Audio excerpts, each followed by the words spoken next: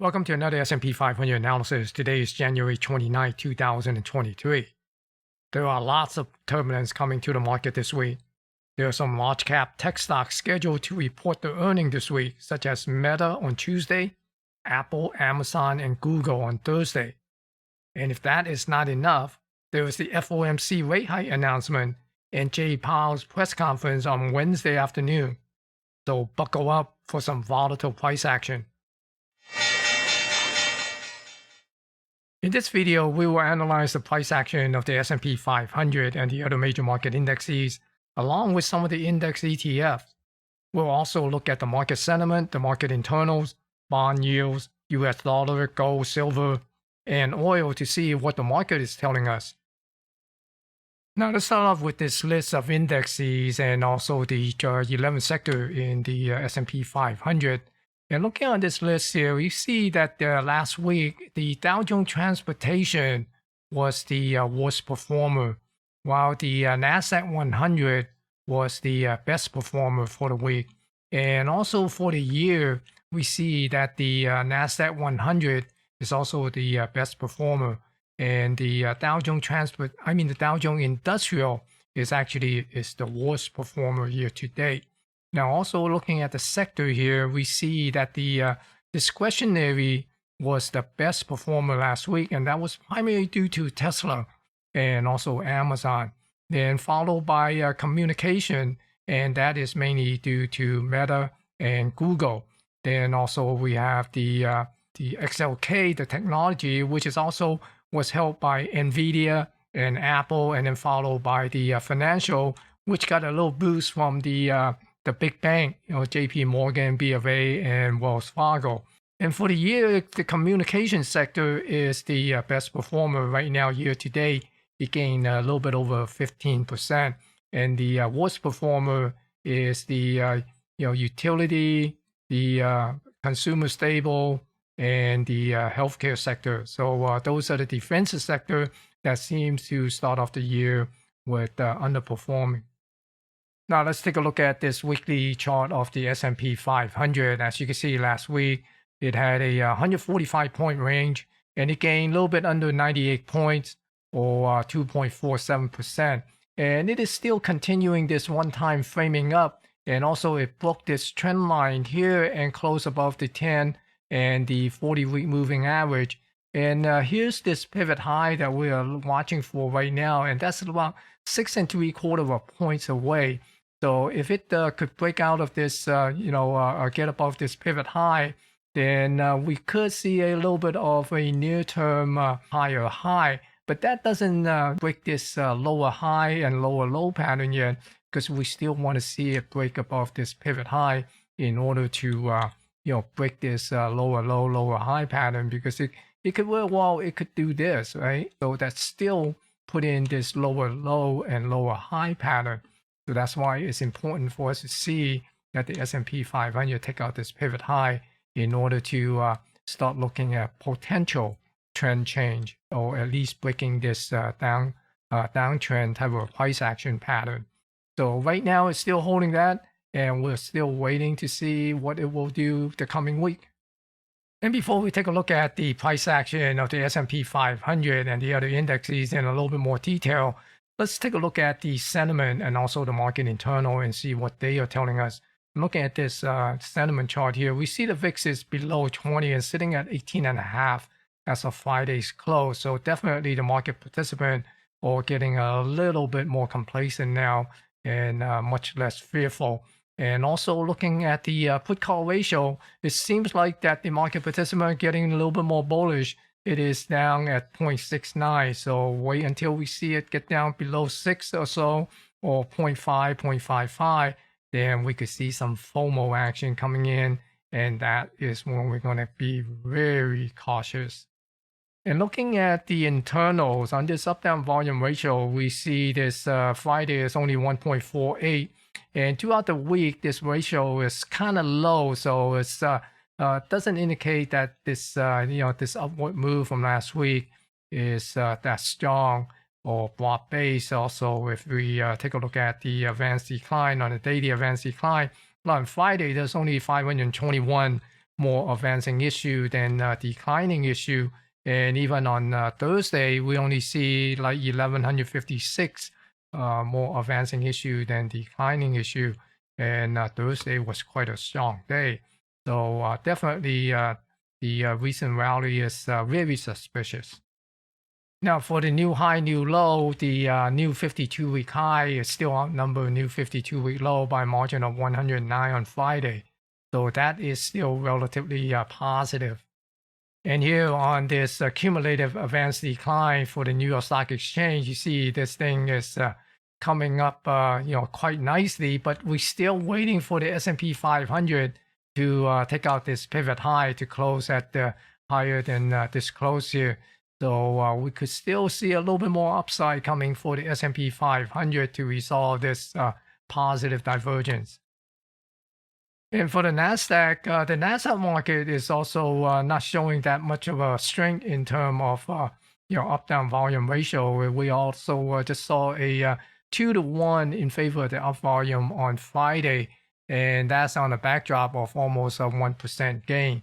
So that's not very strong here. And also the daily advanced decline only showing 679 more advancing issue than declining issue. And you could also see on Thursday, the advance only outnumbered the declining issue by a little bit over 1,000 issues. So not that strong or broad-based of a rally from last week. Just like the New York Stock Exchange, the Nasdaq market new high is still outnumbered the new low, so that's positive. But it is not expanding, so that's also kind of questionable as well. Now, on the bright side is the advanced decline, the cumulative advanced decline. Remember, we were saying that we saw this positive divergence here between the the advanced decline and the Nasdaq 100. As you can see, last week we had the Nasdaq 100 took out this pivot high here, while also we have the advanced decline cumulative AD line move above this pivot as well, and actually put in a new recovery high here. So the positive divergence in the Nasdaq market has been resolved. So we'll see will that bring a little bit of a pullback for the Nasdaq market. After all, the last week or so, the technology of the Nasdaq market has been quite strong since the beginning of the year.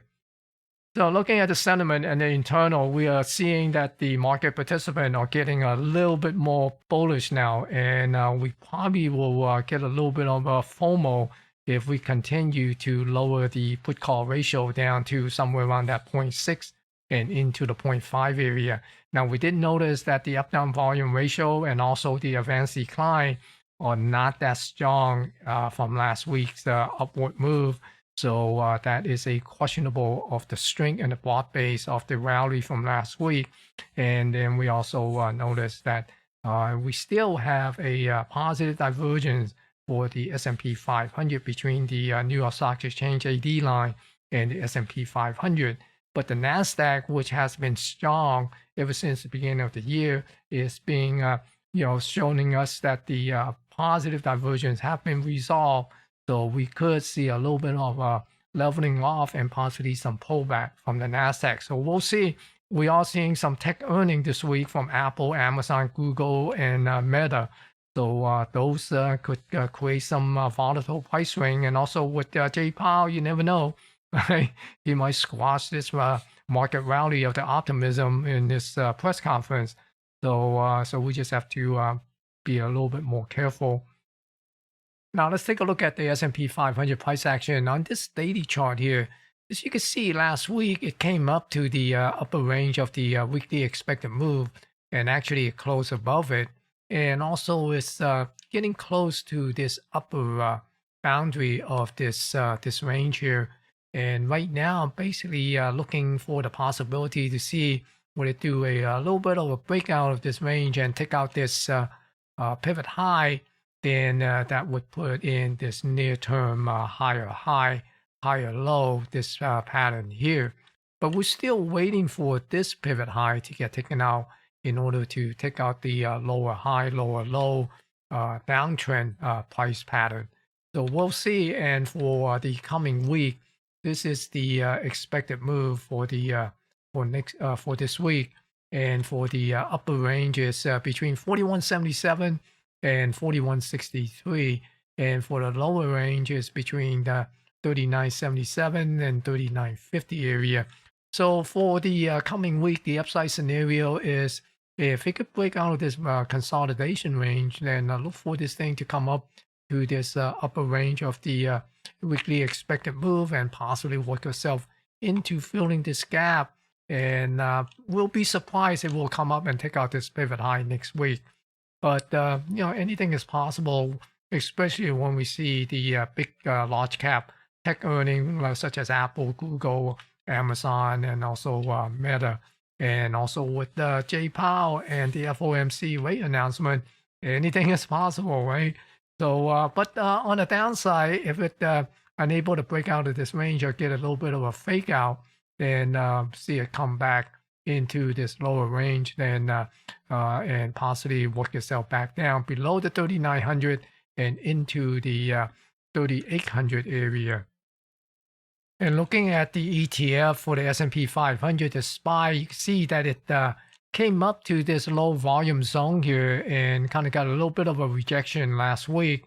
And right now, basically looking to see would it be able to push up and break above this this range here, or would it retrace back down? So let's take a look at what the next week's upper range and the lower range values are. And the upper range will be between 416.20 or 416.30 and 415.10. And the lower range is somewhere between 396.30 and 394. So we'll be watching this upside scenario. If it could break out of this consolidation or this balance area here, see there's a double distribution balance area because I'm looking at this big combined balance area, and then we also see a double distribution value area. So if it break out and be able to work itself up to the upper range, then again, basically looking for this gap to possibly get filled. Now, if it is unable to break out or do a little bit of fake out and come back in, then we'd be looking at this lower range of the weekly expected move and eventually work itself back down to this lower end of this consolidation of this balance area down here at 375. And looking at the Nasdaq 100, you see the Nasdaq 100 took out this closing high last week, and it's trying to break out of this balance area or this consolidation zone. And if it does, then we be watching this gap to see would it be able to fill this gap up here near the 12,600. And you see that it closed above the weekly range of the expected move from last week. And right now we are looking at this these value for the coming week, and the upper range would be 12,625. That will be above this 12,600 and 12,555 here. So that's the zone, the upper range zone for the weekly expected move. And the lower range is 11,777 and 11,680. So for the coming week, I'll be watching to see would this continue to push up and get into this gap fill. And if it does, then we'll get into this upper range of the weekly expected move. But if it come back down, then we be watching this lower range of the weekly expected move to get tagged and possibly come down to this 11,600 area and test this zone for potential support. And looking at the QQQ, the ETF for the Nasdaq 100, see that it came in and got a little bit rejected from this low volume zone here. And also, as we saw for the Nasdaq 100 cash index, that it closed above the weekly range at from last week. And right now, trying to break out of this balance area here. And if it could, then we'd be watching it to move up into this 310 area, this little bit of a low volume zone. So let's see the next week weekly expected move. and the upper range is between 307.50 and 305.90, and the lower range would be 286.70 and 284. So the expectation is for the upside is break out of this consolidation of this balance area and push up to this upper range of the weekly expected move and fill this little gap here. Okay, so that's basically what we're looking for on the upside. And for the downside is to come back in and trace down and tag the lower range of the expected move and then push us down to possibly down to this 280 area. And look at the Russell 2000. You see the Russell 2000 broke out of this consolidation area last week and came up to this 1920 level. So right now, basically watching to see would it continue to move up and come up to this 1965, 1980 area into this this zone here, this high volume zone. And if it doesn't, then we'll be looking for it to retrace back down and potentially down to this 1720 area. And if we take a look at the ETF, the IWM for the Russell 2000, you see that it came up to the upper range of the expected move from last week at 189.84. So it's bumping up against this balance area, that I have mapped out. And right now, we're basically watching to see what it continue to move up. And here's the weekly range for this coming week. And the upper range is between 195.75 and 194.60. And the lower range is between 184.60 and 183.25. Now, notice that these range up here, especially the upper range, is close to this high volume, a little bit of a high volume area. And some people call this a potential supply zone, right? So we could watch this for potential rejection here, because basically it come up to this low volume area, and that would be near this 195 and near this upper range here. So if it continue to push up, and we'll be watching this 195 area for potential resistance. But if it unable to continue to push up or get a little bit of a fake out move and pull back in, then watch this lower range of 185, 183 area to get tagged and eventually move back down to this 170 area. And looking at the Dow Jones Transportation, the Dow Jones Transportation could be trying to make its move back up and get back above this 14,800 level here and possibly get up to this 15,000 area. But if it pulls back and dip below this 14,000 area, then we could see it possibly come back and test this little bit of a potential support near the 13,800. And if can't find support here, then we see it might come down to this 13,450 or 13,500 area, these pivot lows. Looking at the Dow Jones Industrial, you can see the Dow Jones Industrial is trying to break out of this little bit of a wedge pattern here. And this is somewhere around 34,300. So if it could break above this wedge, and it could try to come up to this 35,600 area. And if it unable to break out of this zone here and pull back, then look for this area near 33,000 area here for another test of support. And the New York Stock Exchange Composite Index is still holding above this near this 16,000 area. And we'll see, would it be able to continue to move up and possibly get up to this, remember this symmetry move that we have. And here's this 80%, somewhere around 17,000. It's 16,900. Or would it come back down and, come back and retest some of these lower level here, possibly get back down to test this 15,250 area.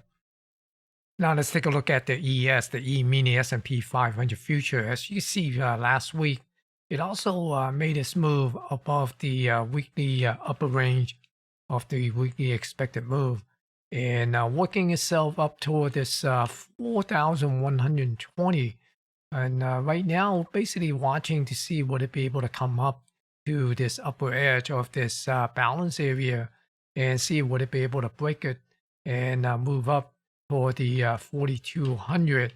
And if it doesn't, then we're basically looking for this to retrace back down, possibly down to the 3800 level.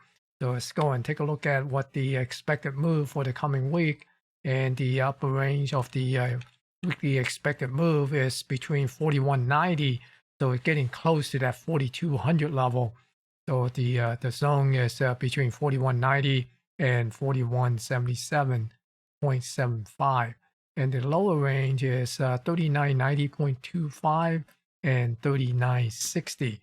So the expected scenario on the upside is to break out of this zone and come up to this upper range and possibly test the 4200 level.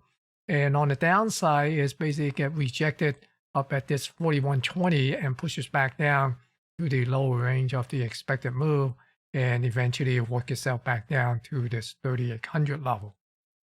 Looking at this market profile for the ES, as you can see, there are quite a number of these single print between 4140 and 4186 area to get filled, and that could bring it up toward the 4200 level. So if the ES decide to come up and repair or fill these single print, these poor structures, then we could see 4200 in play. Now, if it come back down, then we could see that there are a lot of poor structure below that need to be repaired as well. And if we zoom this in, and we can see that there are still a little bit of a single print up here somewhere around this 4110 that need to get filled. And also we have the Friday's point of control that could get tagged. And if it come down and take out last Friday's low, we can also see this point of control from the 26th, which is Thursday, to get tagged as well. And the single prints down here, down at the 4000 area.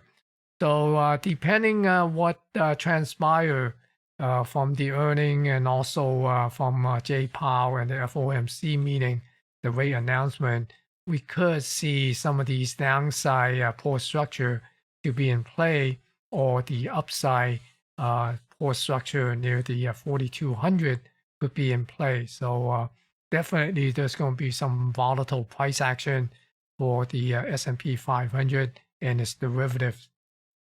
Look at the US dollar. We could see that in the coming week, we could see a bounce back up toward this 103 area. We seem to seeing a little bit of a potential support down here at this 101.30. So we'll see if it come down and hold the support. Then we could see a bounce maybe after the FOMC rate announcement on Wednesday. And here, looking at the 10-year yield, we also see that the 10-year yield is up at the 3.5 area. So it came back up, bounced off the 3.4%. So we'll see what it come up to this 3.6 and work back toward these, this trend line. Because after all, the interest rate, we're still looking at the possibility of 5% or higher. So I know a lot of people is basically thinking that the Fed will pivot. Again, we'll have to wait to see what Jay Powell have to say in his next press conference. And here, looking at this 10/2, the difference between the 10 years and the 2 year, we're seeing it is seeing a negative 0.69. So it's an inversion of close to 0.7%. So based on the historical standard, let's say that we should expect a recession. Looking at crude oil here, we could see the oil possibly pull back one more time and test this 77 area before we get another push and push above this 82.76 and possibly get back up to this 89, 55 or 90 area. Silver still bouncing around inside this range, and I still expect it to break above this 24.48 area and possibly move back up and test this 2650 area. And finally, for gold, gold came up to this 1950 area last week and got a little rejection and come back down. Right now is try to hold this 1920, and if you could hold this 1920, I do expect it to see it break above this 1960 and work itself up to this 2000 and possibly get up to this pivot area here near the 2040. Now, if it breaks below the 1920, then I'd be watching for the possibility of come back down to somewhere around this 1830 area, 1850 area, and see what it finds support here. So as you can see, the S&P 500 is about to make a move here.